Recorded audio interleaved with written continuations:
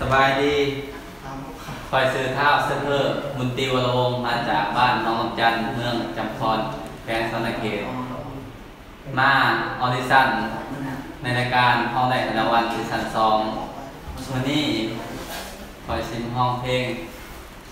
บ้านบุงนาวางห้องครับส้มหักพังเนาะอยู่คนนี้น้องอยู่คนนั้นสองฟังขมวลสวรรค์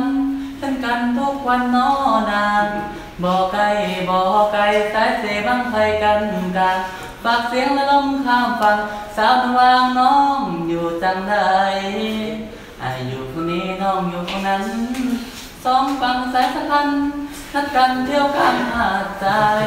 บ้านผมนาวางยังมีความหวังตั้งใจสัญญาเป็นเคยเป็นใครมันหมายขอน้องแต่งงานห่วงน้องให้มองอยู่ฝั่งนี้